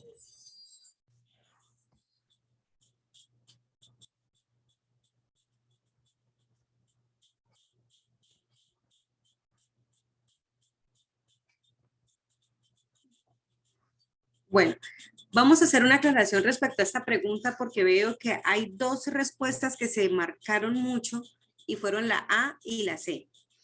Si bien es cierto que en Colombia el número de docentes, y esto también para que lo tengamos pendientes, responde a precisamente al número de estudiantes en el salón de clases, hay una normativa. Y la normativa es el decreto 1850 del 2002, que es el que nos dice a nosotros cuántas horas se debe cumplir para cada nivel de escolaridad. Digamos, en el caso de preescolar son 20 horas, en el caso de primaria 25 horas, ¿cierto? Y también nos dice cuántos estudiantes deben estar matriculados, tanto para el sector urbano como para el sector rural, por docente. Entonces, la selección debe comenzar por conocer el número de estudiantes matriculados, pero eso ya hay una normativa, ya hay un decreto, ¿cierto? Y lo otro que se debe tener en cuenta es el perfil del docente. Entonces, las respuestas, profes, es la A, porque cuando ya decimos que es un procedimiento establecido o normado, o bueno, decretado en este caso, ya estamos diciendo que va a responder a la norma que el Ministerio de Educación emite. Pero cuando hablamos del perfil del docente, también es muy indispensable. ¿Por qué? Si un docente que está nombrado para primaria, el rector llega a decir, ay, venga, es que necesito que usted me colabore porque me hace falta el profe de bachillerato, y lo ubica para dar clases en bachillerato, ahí está faltando precisamente a la norma. Y antes, en la normativa que teníamos antes, en el 2277, por necesidad de servicio se podían nombrar. Y entonces encontramos docentes que han sido de primaria, pero que este año también les tocó en preescolar. Ya no se puede hacer eso. Ustedes están concursando. Y si usted concursa para preescolar, su área de desempeño va a ser preescolar. Si usted concursa para primaria, va a desempeñarse siempre en cargos o en plazas de docentes de primaria. Y si usted concursa para bachillerato, o para áreas específicas, su cargo o su asignación académica va a corresponder justamente a esta para la cual usted concursó. De lo contrario, el rector podía llegar a tener una implicación legal por no ubicarla en el cargo al cual usted se presentó o por el cual usted ha sido nombrado para desempeñarse. A menos, por eso les digo, a menos que haya una necesidad de servicio justificada. ¿Eso qué quiere decir? Por ejemplo, acá, que en toda Barranca, yo que soy de primaria, que en toda Barranca no encontraron una profesora para preescolar. Entonces me ubican a mí en el grado de preescolar por necesidad de servicio. Pero eso ya no se puede hacer antes, así que usted veía profesores de primaria que luego eran profesores de bachillerato, o profesoras de primaria que luego eran profesoras de preescolar, o profesoras de preescolar que pasaron a ser profesoras. No, eso ya no se puede hacer. El proceso de selección del docente es establecido por la norma, pero también de acuerdo al perfil por el cual este se presentó al concurso o por el cual se registró en el sistema maestro para una vacancia. La respuesta es la A. Siguiente pregunta. El profesor ha dirigido un determinado experimento a sus estudiantes. Después de la experiencia les plantea el siguiente interrogante. ¿Por qué ocurrió este fenómeno? Con esta pregunta, el profesor busca desarrollar en los estudiantes la competencia para A, plantear hipótesis porque constituye un puente entre la teoría y la investigación empírica. B, establecer condiciones porque permite determinar las causas de un fenómeno. C, interpretar situaciones porque les permite explicar con certeza el fenómeno. O D, sacar conclusiones de lo observado en el fenómeno. Por favor, ¿nos regalan la votación?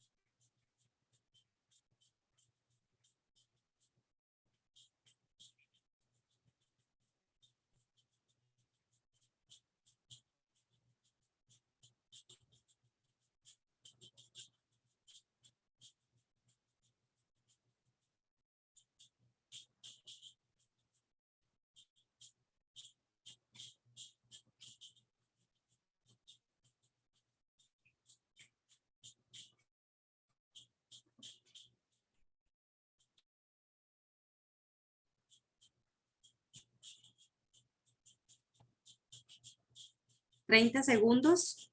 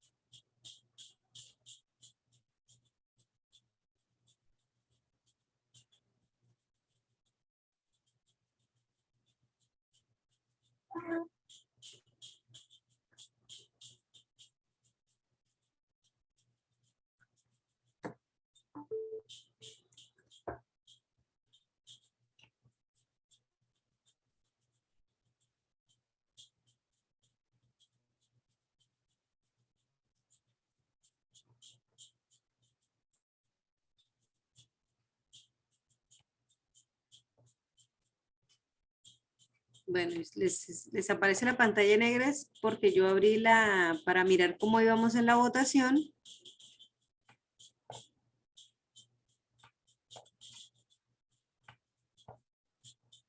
y ya llevamos el 81%, ya vamos casi con 3 minutos. Voy a finalizar la votación con 3 minutos porque recuerden que les dije yo que íbamos a revisar un poquito lo del tiempo, lo del cronómetro. Y esto, profe, para que ustedes también lo tengan como ejercicio adicional de la lectura, pónganse a leer, háganse preguntas, traten de buscar ejercicios de comprensión de lectora, pero con cronolectura, para que tengan pendiente el tiempo. Las pruebas, pues no tenemos todo el tiempo del mundo para responderlas, pero sí alrededor podemos sacar una conclusión de 2 a 3 minutos por pregunta. Bueno, esta pregunta es prácticamente, digamos, puede ser de una clase de ciencias, ¿cierto? Hicieron un experimento, el profesor les pregunta por qué ocurrió este fenómeno. Cuando nosotros utilizamos el por qué en un interrogante, en una pregunta, lo que queremos es que los estudiantes nos den una razón, nos den una justificación, una causa o un motivo por lo que se generó este fenómeno. Entonces, ¿qué es lo que nos va a dar la razón de esa respuesta? ¿Plantear una hipótesis? No. Recordemos que el plantear una hipótesis, le haríamos la pregunta es, ¿qué sucedería si, cierto? Para que ellos a través de inferencias puedan predecir más o menos lo que podría pasar. Pero aquí ya se realizó el experimento. Establecer condiciones que permiten determinar las causas de un fenómeno cuando se realiza algo. Interpretar situaciones que les permiten explicar con certeza el fenómeno o sacar conclusiones de lo observado. Entonces, si yo les pregunto por qué, tratando de que el estudiante me dé una justificación, ¿por qué ocurrió el fenómeno? Lo que les estoy diciendo a mis estudiantes es que, a ver, miremos la votación de esta pregunta. La mayoría respondió la A, pero la A no es la respuesta. Porque recordemos que una hipótesis es previo al ejercicio de experimentación. ¿Sí? No podría ser la respuesta, es anticipado. Pero sí me va a permitir que el estudiante interprete una situación y me dé una explicación, me dé una justificación con certeza, mira, con certeza de por qué ocurrió el fenómeno. Por lo tanto, la respuesta es la C. ¿Aquí a qué categoría? Digámoslo así, o el desempeño o nivel el profesor llega, es un nivel avanzado porque les está pidiendo a los niños interpretar. A partir de un evento, a través de algo observable, que interprete la situación para que justifique, para que dé la causa del por qué suceden las cosas. Y esto pues ya es en un nivel avanzado. Respuesta a esta pregunta, la C. Vámonos entonces con la siguiente pregunta. Profe. ¿Sí? Hola, ¿me escucha? Sí, señor, lo estoy escuchando. Póngame otra vez la preguntita esta, gracias. Esta pregunta es de antes del 2012, porque las competencias para ciencias naturales cambiaron en el 2012. Entonces, como esta pregunta salió antes de que cambiaran, entonces es bueno que sepamos y nos actualicemos cómo quedaron. Las competencias en general son las mismas, interpretativa, propositiva y argumentativa. Pero cada grupo de constructores del IFES, cada área del IFES, ellos definen a su propia manera las competencias. Por ejemplo, en sociales, análisis de perspectivas, por ejemplo, en matemáticas, planteamiento de problemas. Entonces, hasta el año 2012, en las competencias en ciencias naturales eran las que ustedes ven ahí. Por eso es que obviamente las pusieron. Una competencia era plantear hipótesis. Otra competencia era establecer condiciones y la tercera competencia era interpretar situaciones. ¿Sí? ¿Por qué? Porque no casan muy bien eso de interpretativo, argumentativo y propositivo para cada área. Cada uno como que las encasilla. O sea, no podemos generalizar que todas son interpretativa, propositiva, argumentativa, porque cada uno tiene sus particularidades. Entonces es bueno que sepamos cómo quedaron a partir del 2012, como el 2010 fue que cambiaron. Cómo quedaron a partir de ese año las competencias en ciencias naturales. Eso lo pueden ustedes consultar. Todas las competencias de todas las áreas, como las dejó definidas el IFES, están en la guía de orientación, que la última ya salió hace un mes. Entonces, esa guía, no sé, creo que la tienen o no sé si la he compartido, voy a compartirla también en el grupo. Esa guía de orientación dice, las competencias en ciencias naturales son 3, pero ya no las llaman así como está aquí. Primera, plantear hipótesis. Segunda, establecer condiciones. Tercera, interpretar situaciones. No. La primera se llama uso comprensivo del conocimiento científico. Uso comprensivo del conocimiento científico. Eso le da una idea de que más importante que saber es saberlo usar. Entonces, esa es la primera competencia que se asemeja a la interpretativa. La segunda competencia se llama explicación de fenómenos, que sería la que se marcaría aquí, ¿no? Que sería la que se marcaría aquí. Explicación de fenómenos. Creo que resultaría más fácil con esa, ¿cierto? Imagínense que usted explique por qué ocurrió. Pues muy fácil, ahora quedaron como mejor definidas. Uso comprensivo del conocimiento científico es que le dan a usted la información para que haga cosas, para que decida algo. La segunda es explicación de fenómenos, que corresponde a la competencia argumentativa, que sería la respuesta aquí, pero obviamente no está porque ya son nuevas, pero ahora sería más fácil ubicarla. Yo creo que si estuvieran las nuevas hubiera acertado un 80%, porque es obvio que le están diciendo que explique por qué ocurrió. Explique, explicación de fenómenos. Y la última competencia se llama indagación. Indagación quiere decir que usted tiene que hacer preguntas de qué va a ocurrir, qué ocurrirá en el futuro, el método científico, las conclusiones y un poco de cosas de estas. Y un poco de estas cosas que vienen del método científico.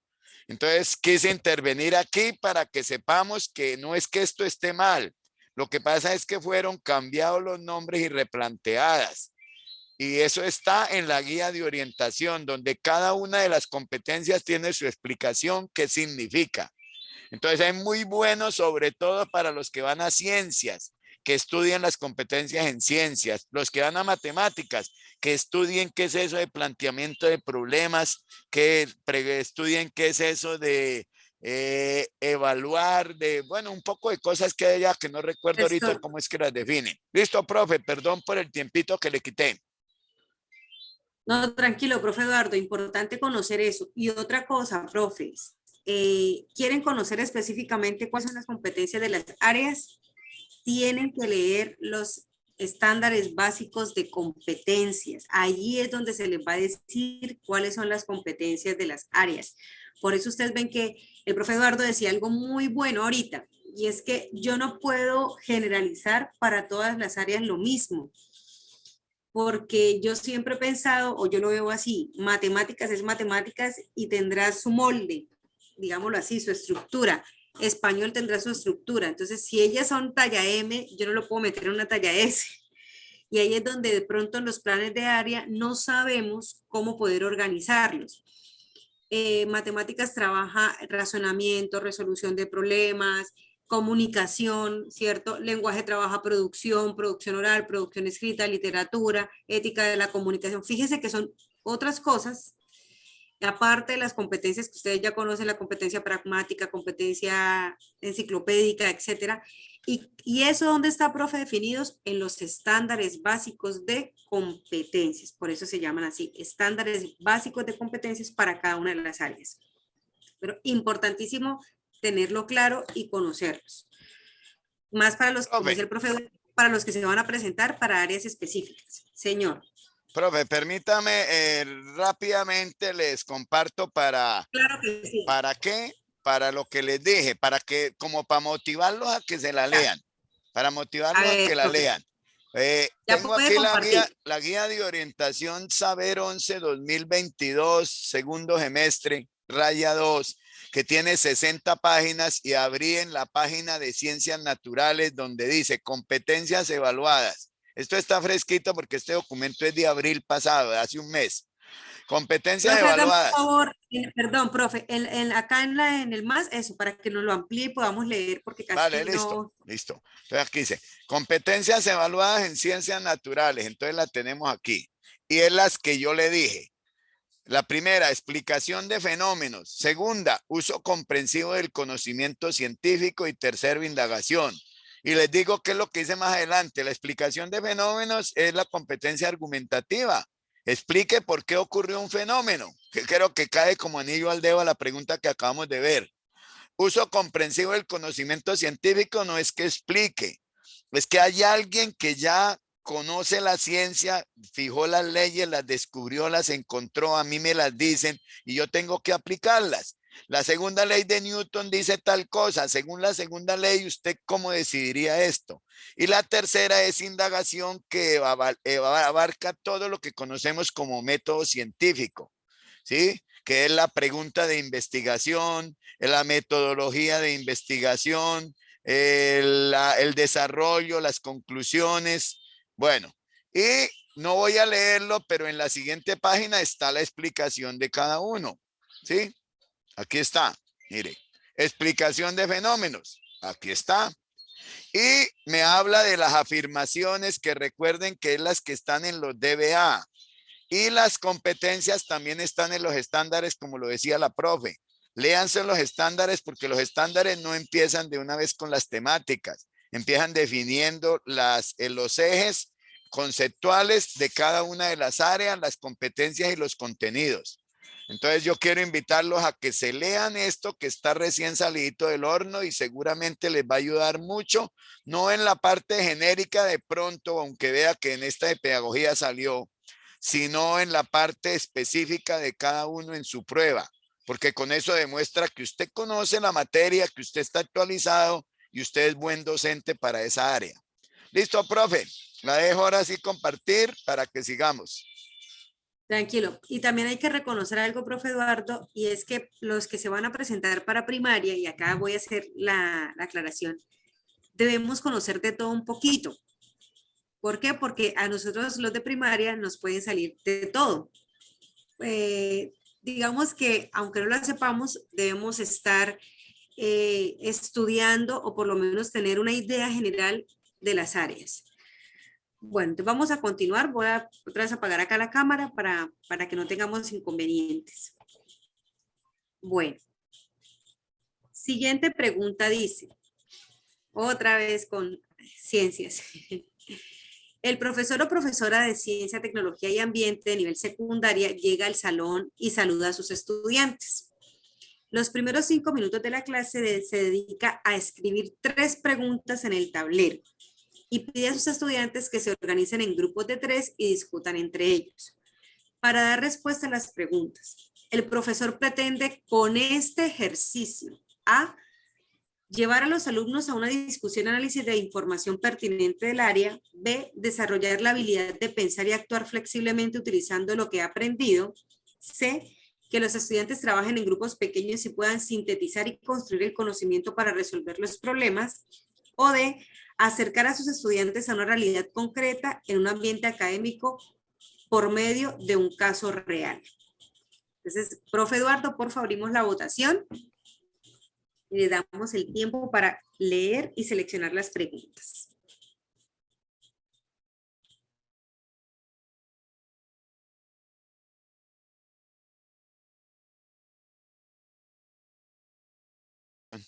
Hola, profe, ya se me desactivó la votación.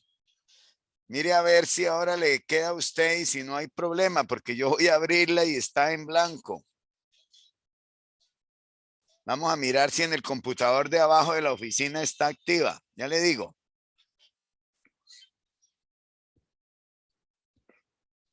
Voy a ir abajo.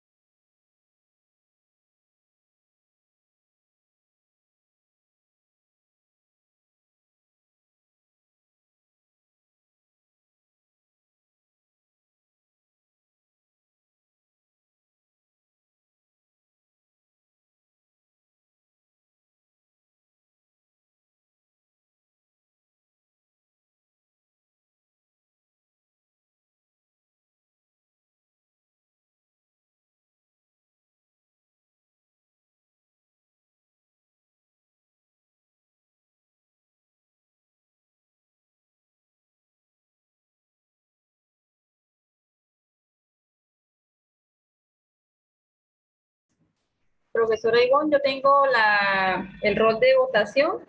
¿Me avisa cuando finalice? Listo, ya voy a revisar acá. Nos Ok. quedan alrededor de 35 segundos.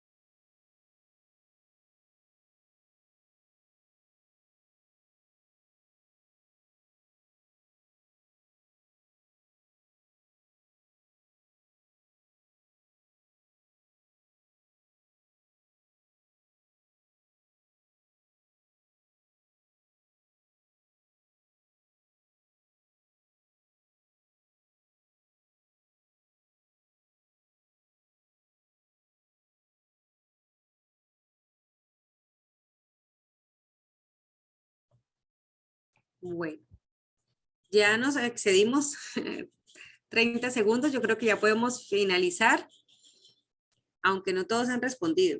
Casi siempre llegamos al 80. Vamos ahí avanzando un poquito. Esperemos entonces unos 5 segundos más y podemos finalizar.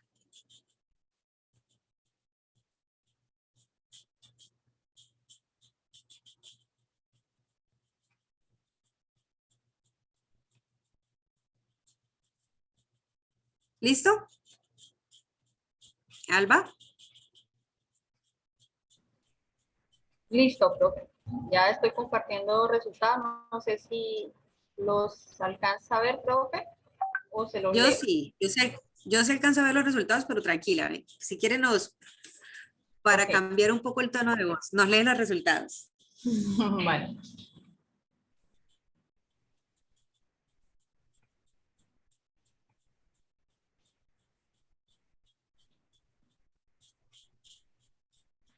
Alba, Señora. ¿nos comparte los resultados, por favor? ¿No lee los resultados? Creí que se Sí, había yo- caído otra vez. No, yo los veo, no sé si los profes lo ven. De todas maneras, se los voy a leer. Bueno, de 172 docentes que votaron, 23 votaron por la A, la B 51, por la C 81 y por la D 17. Bueno, eso quiere decir que hay pues una tendencia, aunque estuvo distribuida la respuesta, pero acá nos va a dar una clave a algo. Y es que fíjense que esta profe lo que hace es, bueno, dice que los saluda y que escribe 3 preguntas en el tablero y pide que se organicen en grupos de 3 y que discutan la pregunta. Al ella organizarlos en grupos tiene la intención. Si yo marco la A, pues obviamente las preguntas, si solamente me quedo con la idea de que la profe le pone las preguntas, ¿lo puedo llevar a una discusión? Sí, yo puedo llevar una discusión, un análisis, pero general, porque acá no, esa parte de organizar los pequeños grupos de 3, pues se obvia en esta respuesta. En la respuesta B dice desarrollar la habilidad de pensar y actuar flexiblemente utilizando lo que ha aprendido. Sí, la pregunta permite eso, que el estudiante piense, pero deja también de lado el componente de ese trabajo en equipo. La D también dice que acerca a los estudiantes a una realidad concreta en un ambiente académico por medio de un caso real también, pero sigue excluyendo el hecho de que la profe los organice en grupos de 3 y les pide a ellos que discutan. Cuando la profe los organiza de esta manera, la respuesta por la cual la mayoría se inclinó, que es la correcta, es la C, que los estudiantes trabajen en grupos pequeños. Fíjense que el hecho de que trabajen, que se organicen, usted qué piensa, qué dice, qué reflexionan, y que después de cada uno dar su opinión, logren sintetizar lo que ellos han dicho y construir un conocimiento para resolver las preguntas que los profes le indican, es ahí la verdadera intención, porque va más allá únicamente del trabajo individual, sino cómo 3 cabezas pensando de pronto de manera diferente pueden llegar a un consenso, a sintetizar, que a veces es difícil, ¿no? Sintetizar lo que se dice en un grupo y solamente presentar los puntos comunes en acuerdo. De la respuesta de esta pregunta es la C. que los estudiantes trabajen en grupos pequeños, porque si no, no lo hubiese pedido, que sintetizan y construyan conocimiento para resolver problemas. ¿Cuáles? Los que las profe de pronto les presentó al principio. Otra pregunta dice, la investigación es una dimensión como herramienta, permite a la comunidad educativa realizar un análisis confiable de la realidad, interpretar y crear estrategias para modificarla. Así pues, el educador juega un papel decisivo como investigador en la cotidianidad pedagógica. Es de esperarse que su liderazgo investigativo se destaque respecto al proyecto educativo institucional. A, en el evento del diagnóstico social y de necesidades. B, durante el proceso de autoevaluación institucional. C, durante el proceso de construcción y desarrollo del mismo. O D, al finalizar el año escolar en el momento de proyectar metas de mejoramiento. ¿En qué momento se destaca el liderazgo del docente con respecto al proyecto educativo institucional? Alba, por favor, ¿nos compartes la votación?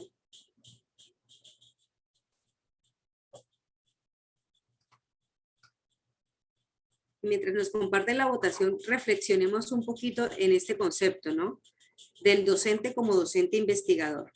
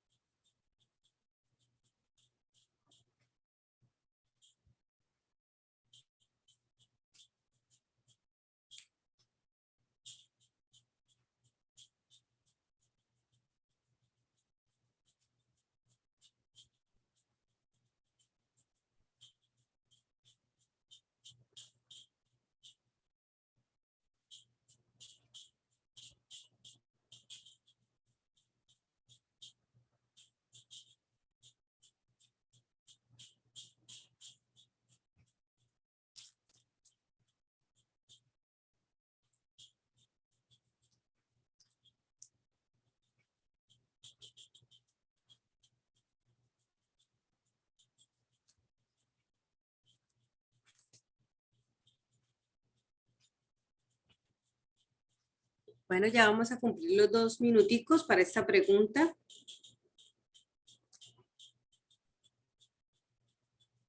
Está relativamente fácil. O clara. Creo que ya debemos tener clara.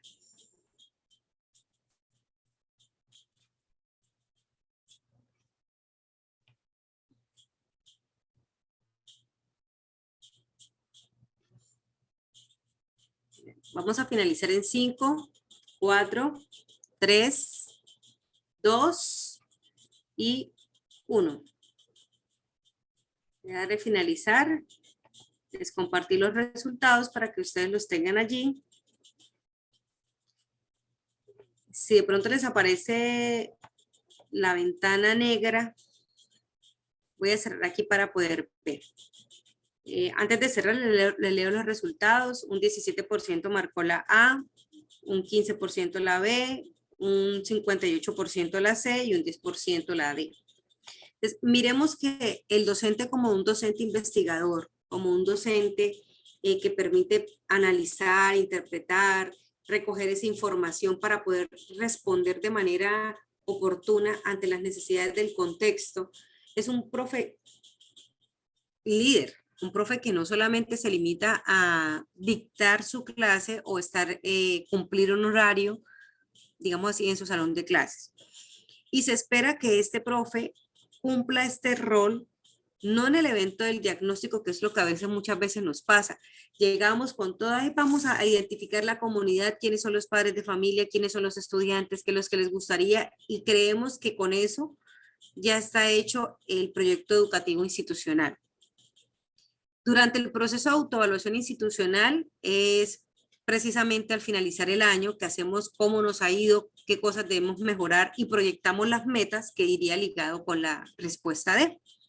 Pero se espera que el profe en todo momento, en el proceso de construcción y en el proceso de desarrollo, sea un líder de la institución, un líder investigativo, que en el momento de la construcción, en el momento de la ejecución, en el momento de hacer mejoras, en el momento de hacer seguimiento, en el momento de hacer proyecciones, el papel de liderazgo se identifique en los profes. Y de hecho, conocemos profes así en la mayoría de las instituciones.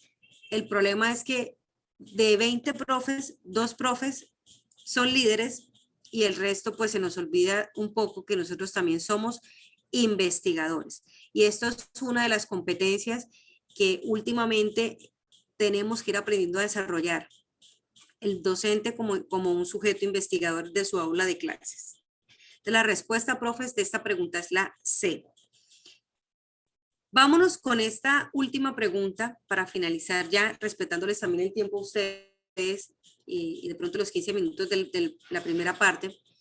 Y finalizamos con esta. Un profesor de grado sexto realiza el primer día de clases una actividad entre estudiantes que no se conocen. Durante 3 minutos, entre todos juegan a adivinar la biografía, intereses, hobbies, habilidades, situación familiar, lugar de nacimiento, etcétera, de uno de los estudiantes, quien después comenta hasta qué punto fueron acertadas las adivinaciones. Luego, la atención se centra en otro estudiante siguiendo el mismo juego, hasta completar la rotación. ¿Cuál de las siguientes afirmaciones no sería apropiada para esta situación? A. Ayuda a los estudiantes a entrar en confianza. B. Permite al profesor reconocer diferencias individuales. C. Refleja poca seriedad del colegio ante los procesos de aprendizaje. O D. Sienta bases para establecer buenas relaciones interpersonales. Finalizamos con una pregunta relativamente fácil.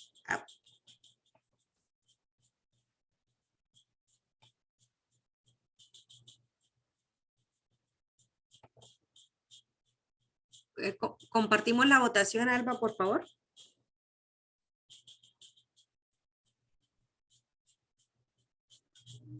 Ahí tenemos la votación. Entonces, 2 minuticos, profes. Así está súper fácil.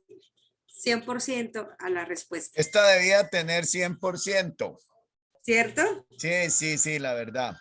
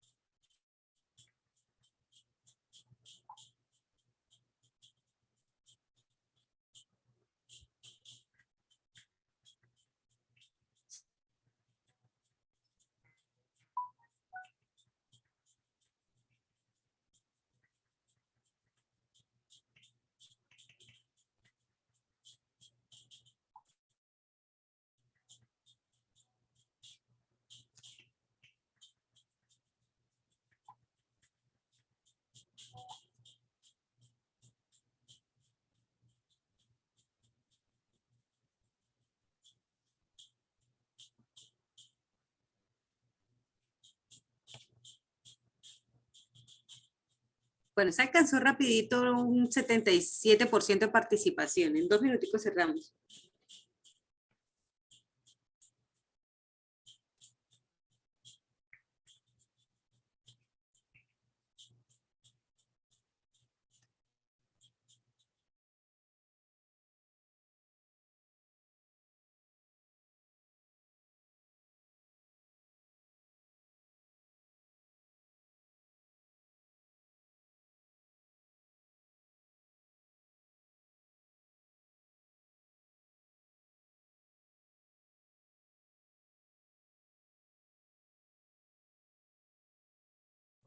Pero ya nos pasamos de los 2 minuticos. Entonces, compartimos la votación. Eso. Y tenemos ahí la respuesta que ustedes ven, que es la acertada, porque acá, profes, en esta pregunta, aunque es sencilla, de verdad se esperaría, lo que dijo el profe Eduardo, que todos hubiésemos marcado la respuesta correcta. Pero vemos que alrededor de 20 personas marcaron una respuesta que no debería ser la opción. Entonces, fijémonos mucho en este tipo de preguntas cuando nos preguntan la afirmación que no es la que iría ahí. Porque a veces esa es como una cascarita que no entendemos o que obviamos en las preguntas y por eso no atinamos con la respuesta. Aunque es un juego, ¿sí? El profesor lo está haciendo como juego, lo está haciendo como una actividad pues precisamente de integración. Entonces, la afirmación que no sería apropiada ahí es que refleja poca seriedad del colegio. Entonces, al contrario, es un proceso de integración que el docente lleva a cabo. Entonces, con esta finalizamos, profe, dejo de compartir y ahorita les paso al profe Eduardo el material que se trabajó hoy para que ustedes también lo tengan ahí a la mano. Muchas gracias por su tiempo, muchas gracias por su disposición. Buena noche. Entonces, cualquier pregunta lo hacen con el profe Eduardo.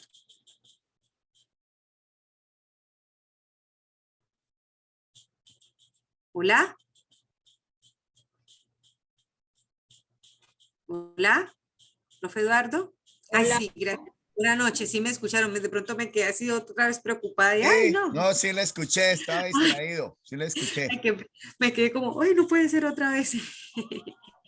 Entonces, una pregunta, pues relativamente sencilla, pero de atención, profes, de atención. No, la verdad que es como descuido el leer porque todo apunta a que más que por saber la clave es porque el descarte es fácil. Entonces, si yo puedo descartarla fácil, no necesito saber mucho por qué la respuesta es esa, porque es que las otras no cuadran. Bueno, profes, entonces buenas noches, me despido. Dios mediante nos estaremos viendo el próximo jueves y atendiendo aquí a lo que ustedes, yo tengo una libretica ahí también tomando mis apuntes de cuando ustedes hablan. Un gusto, feliz noche, Bueno, bendiciones. feliz noche para todos. ¡Lo grabé todo! ¡Lo grabé todito!